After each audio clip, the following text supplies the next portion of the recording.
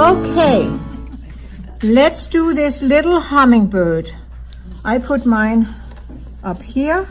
That way I can show you a little bit about how I do that very, very wishy-washy foreground like this. You know, and this is a mighty big paper for two little hummingbirds, but, you know, whatever. So here it is, and I got my colors out already.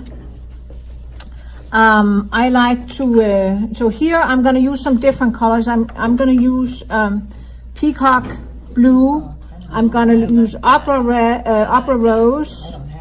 And don't worry about if you don't have those colors. Use what you have. It's not so much about the colors. I just thought, since I've only been using the 3 colors through all my demonstrations here in this class, it would be kind of fun if I did one where I use some kind of completely different colors. Is that a Winsor Newton? Do you like blue?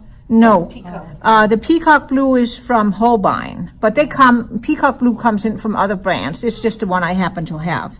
The Opera Rose is a Winsor Newton because it's on my regular palette, and so is the Holbein's Peacock.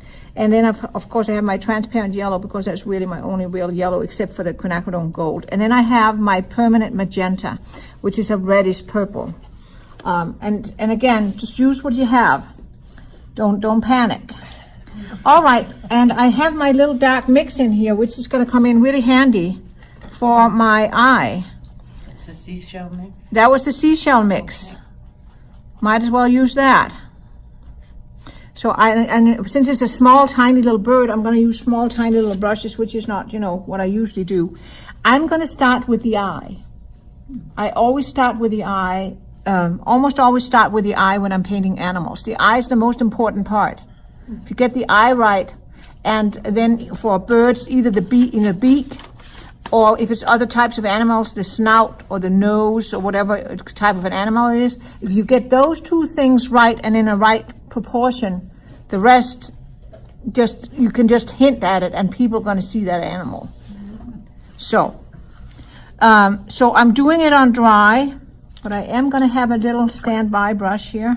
I'm going to do it on dry. So first I'm going to put that dark around, and I put masking inside the eye. And birds have little beady eyes, except for the owl and the raptors, like hawks and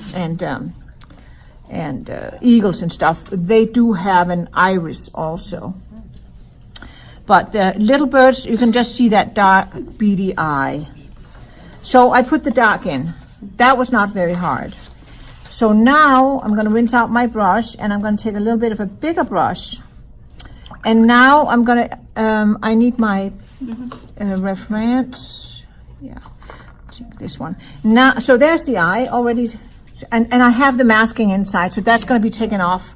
That's going to save that little white glint. If you paint anything alive, be it humans or animals of any sort, you should always have, even if you were painting from a picture and you can't see that in the picture, if you do not put that little white reflection in the eyeball, the subject matter is going to look dead. So always do that. Now I can see that it has a little, and I don't have any more of my little pictures, but it doesn't matter. It has a little bit of a ring around the eye. So I'm going to go in with a little bit of that pink, I guess. Doesn't matter what color, whatever color you decide your bird's going to have. And I'm going to put a little bit of that in around the eye, and I'm leaving a little tiny bit of a white space around the eye. And then I'm going to rinse that out before it dries on me, and then I'm going to just kind of pull it out. So I'm going to pull it out like this, and there. I'm just tiptoeing in. So before I do anything more, I'm going to send this around because it's so tiny. I know half of you can't see a darn thing. So let me just send it around so you can kind of see up close what it is I did. Okay, so let's move this show on because we don't want to spend too long on him. I just want to show you how I approach these things. So let's go back in again and paint some more. So now I'm going to put a little bit of water inside his face and probably a little bit out his beak, just a tad. And then let's go in, and I'm going to dip into a little bit of that permanent magenta to get a little bit of a darker color. And I'm leaving that little bit of white around the eye. They're so carefully saved. And go like here. A little bit out towards the beak. Rinse it out. Loosen the... Anytime you don't really know where else to go, loose the edge. That's how you do it. Can you see how I'm just... And then I don't want a hard line here. And I might take my little tiny liner brush or rigger brush, and I'm going to dab it into and roll. So when I do that, I want to retain the very nice tip I have on this one, and so I roll it through that dark paint so that the tips is still sharp. And I'm going to go a little bit on my paper here so that it's just not overwhelming with, and then I'm just barely going in with that tip of that rigger brush, and I might go in and just do a little bit of a darkness around here while it's still wet. Can you see how it kind of bleeds out a little bit? And I kind of think it looks lovely. So if I like it, what do? I leave it. And I can dab in, now it's damp, so I can dab in a little bit more to just darken a little bit. But see how it's nice and soft, and I want everything to go together, kind of, you know? And as few hard lines as possible. So now I'm going to go in, do a little bit more of that pink right here, because that's where there's some reflection, you know, it's iridescent. And then I'm going to go in and get a tiny bit of that permanent magenta on, and I'm going to go up here because it's a little darker there, a little bit darker there, and then down here. There we have it. And I'm going to go in with a clean brush and just kind of dab that out and make sure that it's not too hard of a line there. I kind of like what I got here. Every time I do this, I get something a little bit different. And I just got to roll with the punches and be happy with what I get, is my philosophy on this. So here I just dabbed in a little bit more. While it's still damp, I can kind of darken here a little bit. And I don't mind if I get, can you see those little lines I got there, or that little pattern? That looks kind of like a feathery, doesn't it? Yeah. So if I see something like that happen, oh, I just leave it, yay. And I'm like, yay, hallelujah. The watercolor is doing me another little favor. And then you can see I have that white ring around the eye. It's a little too perfect. I don't like it to be the whole way around. So I'm going to kind of mess it up a little bit. Maybe up here.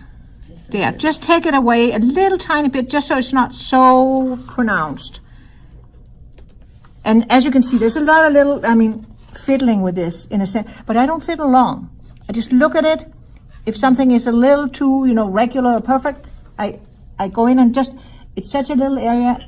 Don't go in with like a lot of water, a lot of pigment on, little tiny bit, and then see what happens and then adjust as needed. Okie dokie. So let's do his little tummy bummy here. So we put a little water on here, his tummy area. And tummy wummy, yeah. And I think that very often they have like a little reflection here on the back. Put a little bit in here too. Why not? It's my bird. I'll do what I want. So if you don't have a peacock. Just another blue, and I'm going to put a little bit of the yellow in, so to make it a little turquoisey, like that. And then it's kind of more of a brownish. Take a little bit of the red, maybe a little bit of yellow, and then I can take a little bit of my mud. So what I did here was I just took a little yellow, a little red, and then I went in here and kind of a little muddy. Kind of like that. They have kind of a little bit of that going on. And sometimes there'll be a little tiny bit of an iridescent thing kind of on the side here. So I'm going to put a little bit of that in. So I'm putting a little bit of yellow in, and then I might put tiny bit of that peacock blue in, and I like how it's happening there. I think that looks kind of good. If it looks kind of good, we leave it. And let's see here. I don't want too hard of a line here, so I'm going to go in and just kind of soften where the wing comes. And now I'm going to go into this color that I created, and I'm going to, oops, too much, but I'm not going to worry about it. Often they have like a little tiny bit of a white color there. And I'm going to put a little bit more of that in. So I'm just very gently putting a little bit of the color in, and I don't want it too bright there. And you're using that long... Yeah, I'm just using the long rigger brush, Okay. but it doesn't matter. This just because that's what I happen to have in my hand. I could have used the other ones, but now, you know, once I get painting, I don't switch out brushes all the time, and I don't think about what I have. I just, whatever I have in my hand, I make it work. Just make it work. Look at that, how I'm putting a little bit in and it bleeds out, and I'm doing a little bit of kind of a, like a little curve, because of all, that's how the feathers are on these little birds. And so if I can get a little bit of that texture in, can you see that? Oh, yeah. It looks kind of like feathers to me. And if it looks like feathers to me, hopefully it looks like feathers to you guys too. And so get a little bit more in here. And I'm just dabbling in. And now as it dries, you know, I can go in and dabble in a little bit more, and it holds the shapes better. And now I should probably give it a rest, because, you know, this is one of those very, very little detail. And before I go any further, let me just send it around again. So I'll start with you, and then you can send it whichever way. Just so you can get an up close at the stage we're at here. Let's get going here. Okay, so we're going to the tail, and we're making it dark. So I loaded up with my mud color. I have the paper dry, and I'm just going in with little strokes that are going towards the body. So I'm hoping that, and I'm lifting my hand a little bit, I'm hoping that I can get a little bit of a not too perfect line. And since it didn't quite do what I wanted, I go in with a little bit of water to kind of mess that up a little bit. I just don't want a really hard like line. So I like that better. And then we're gonna go. And that's for the tail, so you're doing it wet on dry.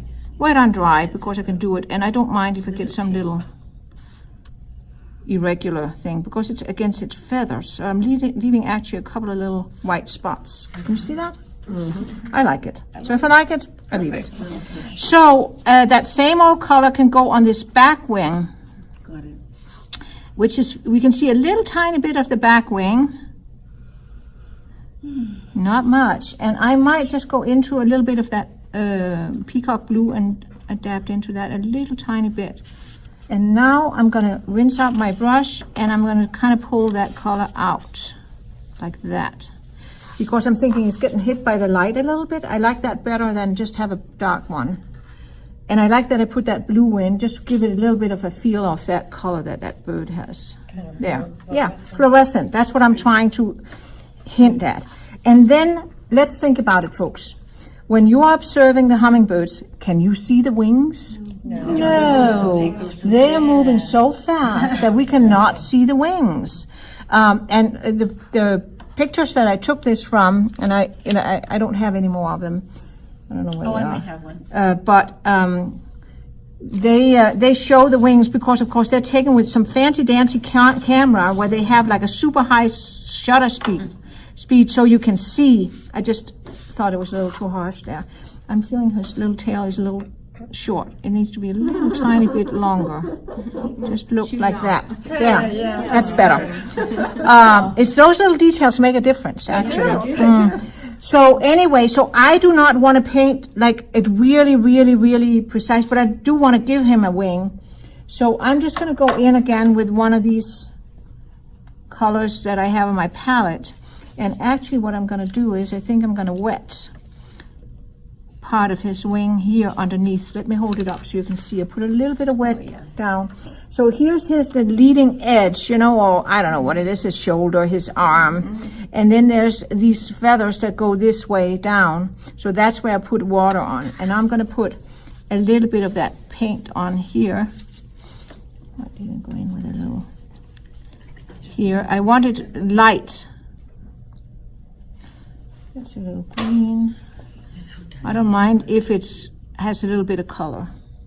And again, this is not for, you know, the bird identifying book. This is just to say, if people can see that it's a hummingbird, my job has been done. That's how I look at it. So here's that leading edge, and now I'm going to go in and just kind of bleed that out. And now I'm going to go in with a little light bit of that grayish brown color on, and I'm just going to go in and just indicate a little bit the direction of some of those little feathers. You have good control with that brush, so which number, or what is it? It's number 4. It could have been any other. It could have been bigger, it could have been smaller. I think this is about good. It's not exactly how I did the other ones, but I like what I have here, so if I like it, we leave it. And I have a little bit of white on his top there, and I kind of like that too. So if I like that, I also leave that. And now I'm going to call this little birdie almost done, except for picking out his little masking fluid. And it's dry. Got to make sure it's dry. And so now I'm going to mess up my eye a little bit. See how that's way too big. But that's not a problem. I'm going to go with my little liner brush here, take most of the water out, it's to stamp, and I'm going to roll it through thick paint so that I have a nice tip and not too much pigment. So I'm going to go take some pigment off on my water control station, and then with the greatest care I'm going to go in and make that white area a lot smaller, like that. There. And then I'm going to call this little birdie done. Oh, he's gorgeous. Beautiful. So there we have him. He's kind of cute. He's really cute. And you don't see their feet either. You don't see their feet, because in the pictures I had, you could actually see a little bit of the feet. They're tucked up. And with the movement that these birdies have, you do not see the feet, and you don't see too much of the wings because they are flattering at God knows how many, flaps a minute, right? So keep it loose. And then I had one more thing I had promised some to show, and that is how did I do my foreground, or like the background, background I should say, like this very loose one. So hard. So I hold my hand over the bird and I wet with a dot bottle, or flick on some paint with a brush or something like that. And then I go in with a bigger brush, and then I kind of dab into some of the little puddles I have. So I like to use the colors that I have in the bird. So here's a little bit of the opera rose. And can you see how I'm just, too much coffee is a good thing for this stuff. And I just go in again and let them kind of spread out and dissolve a little bit. And just put a little bit of yellow in. And then I'm not going to rinse out. I'm going to put a little bit of the French Ultramarine in. Could also put a little bit of the Peacock in. And can you see how I'm just kind of dabbing in? And I have garden thoughts. It's a little darker than I want. If it gets like that, water on, that's, as we know, that'll make it dissipate. You're putting it on dry paper. No, I'm putting it on wherever it's wet and dry, wherever, I'm spraying a lot of water on, so it's not dry for sure. That is true. But it's, and so I want it a little darker down here, because, that's the bottom of the garden and not as much light comes down here. And I can hold it a little bit like this. Again, hold my hand over the birdie. I don't really want that sprayed. And so I'm just having gravity do a little job here. And I like to have some of, the reason I'm not just wetting it is when I wet it completely, then I get this kind of a thing. And that can be nice too. But I kind of liked where I get a little bit of the whites of the paper showing through. Yeah, I like that. So now I'm going to take my rigger brush, and I'm just going to run it up through all these puddles. And that's going to give me some of that feeling of stems and stuff. And I'm not, so far I didn't even dip it in any colors from the palette because I feel I have so much going on right here that I can just use. Now maybe I'll go in and take a little bit. But I don't want anything too perfect. So like these two here, I don't want anything to steal the bird's thunder, so to speak. So dab in, I can borrow some color. If I have a lot of color in one spot, I can borrow some. Have a little bit go. I always like to have something go kind of behind the bird so it doesn't look kind of weird. And then here, some flowers he's on the way to get the nectar here. And don't ask me what flowers it is. I have no idea. Hummingbird catchers. Yeah. So you can see here how pretty soon you can get some fun stuff going on. And maybe a little bit more of that going on here.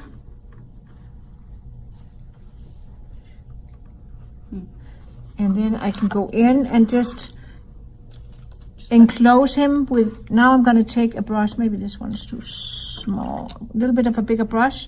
I'm going to go in and get some water on here.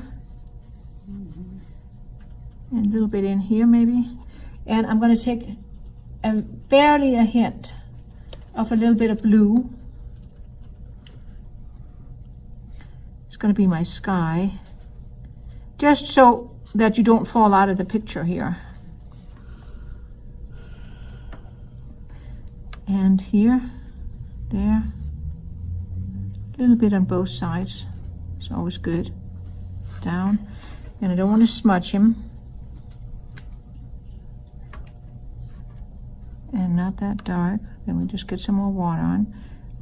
And I kind of like it if I could do that with the wing, so that it, again, it's not so, I don't want it too defined. There we have it. Gonna call that good. But see, then he got his own little garden to run in. Flying. That's really cute. It's cute. And so you just let it sit and that extra paint will just absorb into the... Yeah, and it's gonna be a lot paler, you know, because watercolor, they dry really pale, so. But that's what I want. So I just want to make sure I don't have anything that's too harsh. Yeah, I'm going to call it good. Overdoing these things is not a benefit. And I think just run that in there. Just don't want it to look like he's outlined. So I think I'm good. There he is. Yep. The little guy. Yay.